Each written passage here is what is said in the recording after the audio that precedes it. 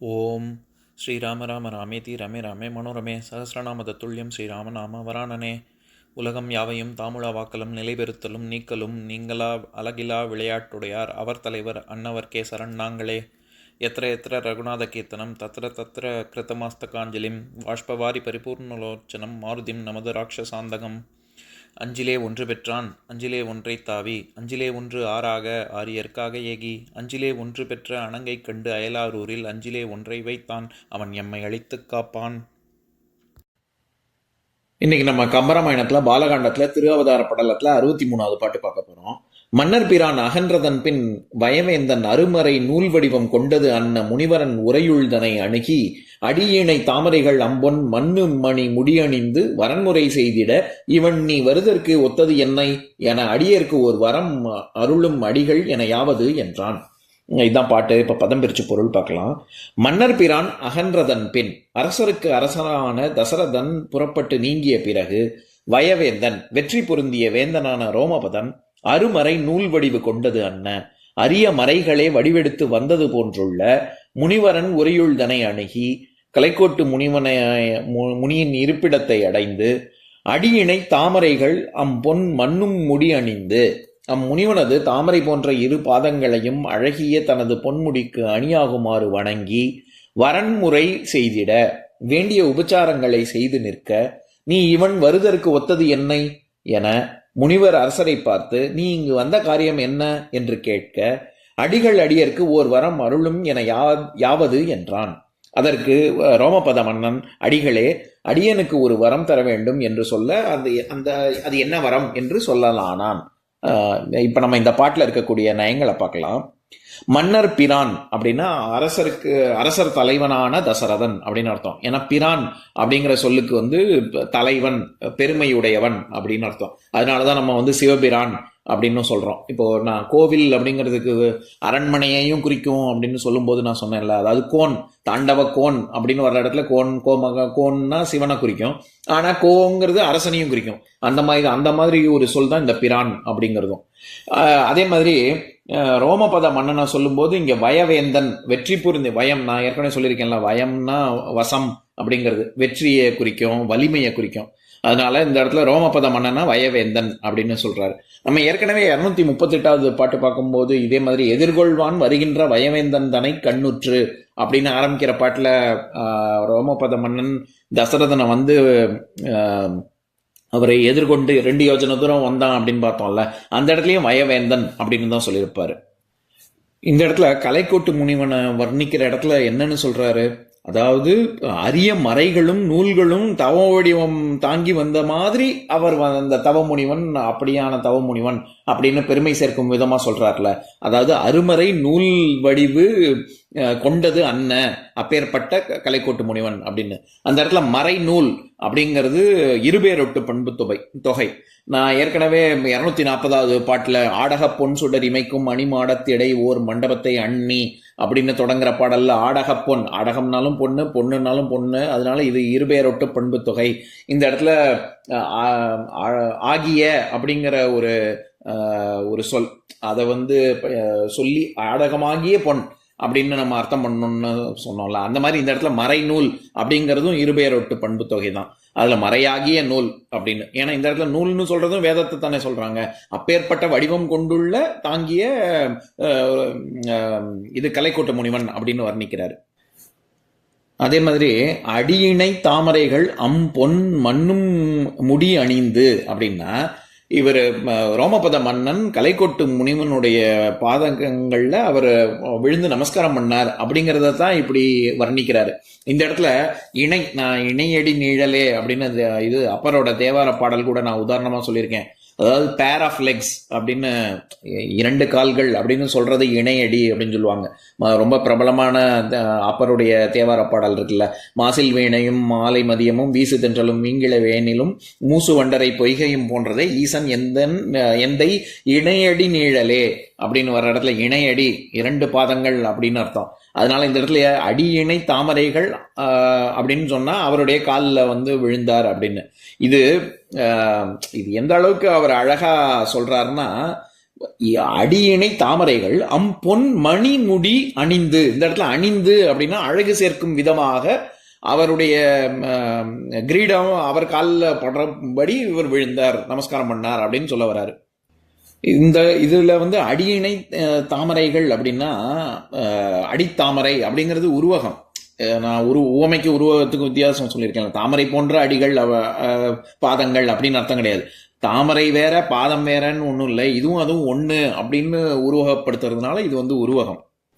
இந்த வரன்முறை அப்படிங்கிறது முறைப்படி செய்யக்கூடிய கடமைகளை குறிக்கும். இப்போ கொஞ்சம் கூட வரமுறையே இல்லாமல் நடந்துக்கிறானே அப்படின்னு நம்ம சொல்கிறோம்ல, கொஞ்சம் கூட ஒரு ஒழுக்கம் இல்லாமல் அவன் செய்ய வேண்டிய செயல்கள் கடமைகளை செய்யாமல் நடக்கிறான், வரமுறையே இல்லைன்னு. அந்த நம்ம வரமுறை அப்படின்னு சொல்கிறோம். தூய தமிழில் வரன்முறை அப்படின்னா செய்ய வேண்டிய கடமைகள் அப்படின்னு அர்த்தம். இந்த பாட்டின் மூலமா கம்பர் சொல்ல வர்ற கருத்து என்ன? அதாவது தசரத மன்னன் சென்றதன் பின் ரோமபத மன்னன் கலைக்கோட்டு முனிவனுடைய இருப்பிடத்திற்கு சென்று அவர்களின் காலில் விழுந்து நமஸ்காரம் பண்ணி அவருக்கு செய்ய வேண்டிய உபச்சாரங்கள்லாம் செஞ்சு எனக்கு ஒரு வரம் வேணும் அப்படின்னு கேட்டு, அவர் என்ன அப்படின்னு எதற்காக இங்க வந்தாய் அப்படின்னு கேட்கும்போது எனக்கு ஒரு வரம் வேணும், அது என்ன அப்படின்னு விவரிக்கலானான் அப்படிங்கிறது தான் கருத்து. இதுல அடிகள் அடியேற்கு ஓர் வரம் அருளும் என யாவது என்றான் அப்படின்னு சொல்ற இடத்துல அடிகள் அடியேன் அப்படின்னு வருது. இந்த இடத்துல ஒரு இலக்கண குறிப்பு பார்க்கலாம். அதாவது கல்விகுதி அப்படிங்கிறது தமிழ்ல எப்ப வரும் அப்படின்னா, அஃறிணை பன்மை, பொதுவா அஃறிணை பன்மை பொருள்ல அந்த காலத்துல இருந்தது. சங்க காலத்துலலாம் அஃறிணை பன்மை பொருள்ல மட்டும்தான் வரும். இப்போ உதாரணத்துக்கு மரம் கூட்டல் கள் மரங்கள், யானை கூட்டல் கள் யானைகள் அப்படின்னு. இது சில இடங்கள்ல வராமையும் இருக்கும். இப்போ உதாரணத்துக்கு நற்றிணை பாடல்ல நெகிழ்ந்தன வளையே அப்படின்னா வளையல், நெகிழ்ந்தன அப்படின்னு சொன்னாலே நிறையா அப்படின்ற பொருள், வினை முடிவு அப்படித்தானே இருக்கு. ஆனா வளையே அப்படின்னா வளையல்களே அப்படின்னு வந்திருக்கணும், வளைகளே அப்படின்னு வந்திருக்கணும். அப்படி வராம வளையே அப்படின்னு வருது. அப்படின்னா என்ன, அந்த இடத்துல கல்விகுதி இல்லாமலும் பன்மையை குறிக்கும் அப்படின்னு அர்த்தம். ஏன்னா தொல்காப்பிய நூற்பாவும் அப்படித்தான் இருக்கு. ஆனா அப்புறம் சமீப காலங்கள்ல, இப்போ இடைக்காலங்கள்ல உயர்திணை பன்மைக்கு அருள்விகுதியோட சேர்ந்து வரும். இப்போ உதாரணத்துக்கு தேவன் அப்படின்னு சொன்னா தேவர் அப்படின்னு சொன்னாலோ, இல்லாட்டி அசுரன் அப்படின்னு சொன்னாலோ அசுரர் அப்படின்னு அருவிகுதி சொன்னா அருவிகுதியே பன்மை பொருள்ல தான் வருது. இப்ப தேவர் அசுரர்னு சொன்னா நிறைய தேவர்கள் அசுரர்கள் அப்படின்னு தான் அர்த்தம். அதை தொடர்ந்து நம்ம தொண்டர்கள் அசுரர்கள் தேவர்கள்னு அருவிகுதியோட சேர்த்து சொல்றோம், அப்படியும் வரும். உயர்திணை பன்மை, அதாவது ஆண்கள் பெண்கள் பூதங்கள் அப்படின்னு உயர்திணைக்கும் வரும். இதை தவிர ரொம்ப முக்கியமா உயர்வு ஒருமை பெயர்லையும் வரும். இப்போ உதாரணத்துக்கு உயர்வா யாரையோ சொல்லணும் அப்படின்னா குருக்கள், பூஜை செய்யற குருக்கள், அவர் ஒருத்தர் தான், குருங்கிறது ஒருத்தர் தான், ஆனா நம்ம குருக்கள் அப்படின்னு சொல்றோம். அதே மாதிரி ராமலிங்க அடிகள் அப்படின்னா நிறைய பேரா இருக்காங்க, ராமலிங்க அடிகள்னு நம்ம ஒருத்தர் தானே சொல்றோம். அதனால குன்றக்குடி அடிகள், சிவன் அடிகள் அப்படின்னு சொன்னா அந்த இடத்துல உயர்வை, அவங்களோட உயர்வை குறிக்கிறதுக்காக அந்த இடத்துல கல்விகுதி வரும். இதை தவிர அப்புறமா கொஞ்ச நாள் கழிச்சு ஒரு இடைக்காலத்துல மூவிட பெயர்கள் சுட்டு பெயர்களாகவும் அது கல்விகுதி சேர்த்துக்கிட்டாங்க. அதாவது நாங்கள், நீங்கள், தாங்கள், அவர்கள், அந்த மாதிரி. இப்ப சமீபத்துல இப்ப இருக்கக்கூடிய பேச்சு வழக்குல கல்விகுதி இல்லாமையே வரும். இப்ப நம்ம சாதாரணமா பேசும்போது 4 மாடு வந்தது அப்படின்னு சொல்றோம், 4 மாடு வந்துச்சு அப்படின்னு. அந்த இடத்துல 4 மாடுகள் வந்தன, அது வந்தனன்னு தான் சொல்லணும். ஆனா நம்ம என்ன சொல்றோம், மாடுன்னு ஒருமையில சொல்லி வந்ததுன்னு ஒருமை வினை கொண்டு முடிக்கிறோம். அதனால இப்ப நம்ம மாதிரி தெரிஞ்சிடுச்சு. எதுக்கு இந்த வித்தியாசம் சொல்றேன், இந்த உயர்வு ஒருமை பெயர்ல கல்விகுதி வருதுங்கிறது நமக்கு அவசியம் தெரிஞ்சுக்கணும். அதனால இங்க அடிகள் அப்படின்னு அவர் கலைக்கோட்டு முனிவனை சொல்றது ஒரு ஆளை தான், அடிகள்னா நிறைய பேர் அப்படின்னு அர்த்தம் இல்லை. அதே மாதிரி நிறைய பேர் செய்யற இன்னொரு விஷயம், இந்த அவுக, இப்ப நம்ம பேச்சு வழக்குல கோயம்புத்தூர் தமிழ்ல அவுக இவுக அல்லது மதுரை தமிழ்ல அவிங்க இவிங்க அப்படின்னு சொல்லி எல்லாமே அவர்கள்ங்கிறத தான் இப்படிலாம் சொல்றோம். அதுல அவிங்க அப்படின்னு சொன்னாலும் சரி, அவுக அப்படின்னு சொன்னாலும் சரி, அதுல கல்விகுதி நேசல் சவுண்டை வச்சு வருது. அதனால ஏதோ கல்விகுதி இல்லைன்னு அர்த்தமாயிடாது. அதே மாதிரி சில இடங்கள்ல மட்டும்தான் கல்க்கு பதிலாக இக்கு காயில்னு இக்கள்னு வரும். உதாரணத்துக்கு பூக்கள், பசுக்கள் அப்படின்னு, அணுக்கள் அப்படின்னு வருது இல்ல, அது நெடில் வந்தாலோ இல்லாட்டி இரு குறில்கள் வந்தாலும், இப்ப பசு, பேங்கிறது ஒரு குறில், சூங்கிறது ஒரு குறில், இந்த மாதிரி 2 குறில் சேர்ந்தா அல்லது நு அணுக்கள் அப்படின்னு வந்தாதான் இக்கள் வரணும். இல்லாட்டி ஒரே நெடில் பூக்கள் அப்படின்னு வருது இல்ல, அந்த மாதிரி வந்தா மட்டும்தான் இக்கள் வரணும். நம்ம ஆனா இப்ப என்ன தப்பா பயன்படுத்துறோம், எழுத்துக்கள், வாழ்த்துக்கள், தீபாவளி நல்வாழ்த்துக்கள் அப்படின்னு சொல்றோம். அது தப்பு. குற்றியலுகரம் வந்துச்சுன்னா கள் விகுதி மட்டும்தான் வரணும், இக்கள்னு வரக்கூடாது. அதனால எழுத்துகள், வாழ்த்துகள் அப்படிதான் சொல்லணும். இந்த வித்தியாசம்லாம் ஏன் ரொம்ப அவசியம் அப்படின்னா, நான் ரொம்ப நாள் முன்னாடி அழகிய தமிழ் மகன் அப்படின்னு விஜய் நடித்த படத்தில் ஒரு குரு வரார், முதல்ல குருக்கள் வரார் வழி விடுங்கன்னா நிறைய பேர் சந்தானத்தோட காமெடி ஒன்று இருக்கும். அதாவது ஒரு குரு தானே வராரு, நீங்கள் ஏன் குருக்கள்னு சொல்கிறீங்க, அது தப்பு அப்படின்னு சொன்ன உடனே அவன் இவன் சொல்கிறது ஏதோ சரின்னு நினச்சிட்டு ஒரு குரு வரார் வழி விடுங்க, ஒரு குரு வரார் வழி விடுங்கன்னு சொல்லுவான். அதுவே தப்பு. இலக்கணப்படி அவங்க மரியாதை, குருவுக்கு மரியாதை கொடுக்கணுங்கிறதுனால தான் குருக்கள்னே சொல்கிறோம். அப்படி இருக்கும்போது ஒரு குரு வரார் வழி விடுங்கலாம் சொல்லக்கூடாது. இப்போ இது ரொம்ப ரொம்ப அவசியம். நம்ம இது வந்து காமெடிக்காக வேணா கேட்டு நம்ம ரசிக்கலாமே ஒழிய, இப்ப தொண்டரடி பொடியாழ்வார் இருக்கார்ல, அவர் வந்து தொண்டரடி பொடிகள்னு தான் சொல்லணும், தொண்டரடி பொடியன்னு சொல்லக்கூடாது. ஏன்னா தொண்டரடி அவங்க அடக்கம் பொடிப்பைய அப்படிங்கிற மாதிரி பொடியன்னா அது ரொம்ப உயர்வு கொடுக்கல. ஆனா தொண்டரடி பொடிகள் அப்படின்னு சொன்னா ஒரு ஆளை தான் சொல்றோம், ஆனா மரியாதை கொடுக்குறோம். அந்த மாதிரி இந்த வித்தியாசம்லாம் ஏன் சொல்றேன்னா, இந்த இடத்துல அடிகள் அடியேற்கு ஒரு வரம் அப்படின்னு சொல்றாரு.